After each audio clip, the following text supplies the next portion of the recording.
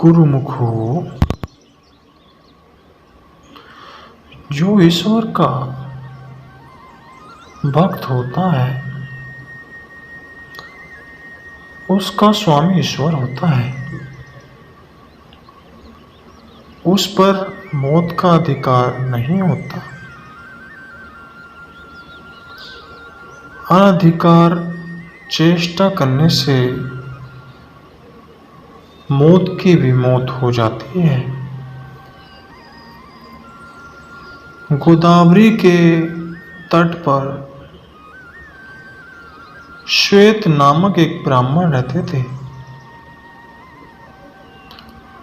उनका सब समय निरंतर शाम सदा शिव की पूजा में व्यतीत होता था। वे अतिथियों को शिव समझकर उनका भली भांति आदर सत्कार किया करते थे। उनका शेष समय भगवान के ध्यान में बीतता था। उनकी आयु पूरी हो चुकी थी, किंतु उन्हें इस बात का ज्ञान नहीं था। उन्हें न रोग था न शोक, इसलिए आयु पूरी हो चुकी है इसका आभास नहीं हुआ। उनका सारा ध्यान शिव में केंद्रित था। यमदूत समय से उन्हें लेने आए, परंतु वे उनके घर में प्रवेश नहीं कर पाते थे। चित्रगुप्त ने मृत्यु से पूछा, मृत्युदेव, श्वेत अब तक यहाँ क्यों नहीं आया? तुम्हारे दूत भी नहीं आए। यह सुनकर मृत्यु को श्वेत पर बहुत क्रोध आया। वे स्वयं उन्हें लेने दौड़े। गृह के द्वार पर यमदूत भय से कांपते दिखाई पड़े। उन्होंने मृत्यु से कहा, नाथ, हम क्या करें? श्वेत तो शिव द्वारा सुरक्षित है,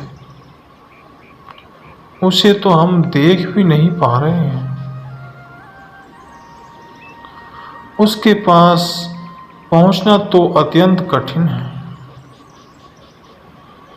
दूतों की बात सुनकर मौत का क्रोध और भवक उठा। वे झट ब्राह्मण के घर में प्रवेश कर गए। ब्राह्मण देवता को यह पता न था कि कहां से क्या हो रहा है।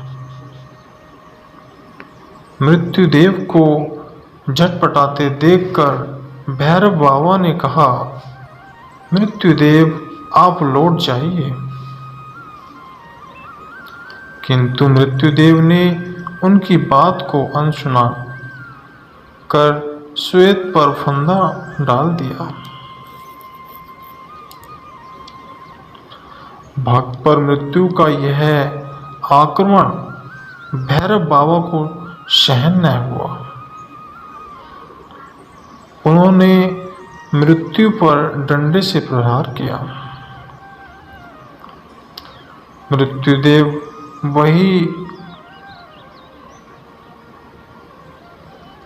ठंड हो गए।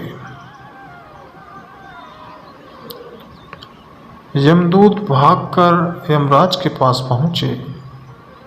वे डर के मारे थर थर कांप रहे थे। मृत्यु सुनकर यमराज को बड़ा क्रोध हो आया।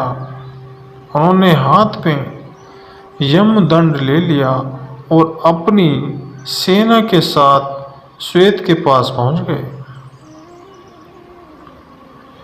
वहां भगवान शंकर के पार्षद पहले से ही खड़े थे। सेनापति कार्तिकेयन के शक्ति अस्त्र से सेना सहित यमराज की भी मृत्यु हो गई।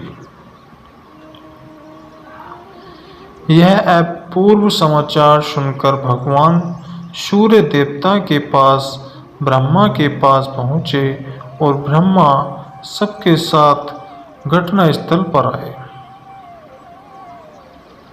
देवताओं ने भगवान शंकर की स्तुति की और कहा, भगवान यमराज सूर्य के पुत्र हैं, ये लोकपाल हैं। इन्होंने कोई अपराध या पाप नहीं किया है, अतः इनका वध नहीं होना चाहिए।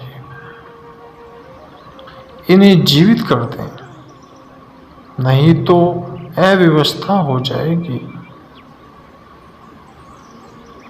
भगवान आपसे ही हुई प्रार्थना कभी व्यर्थ नहीं होती।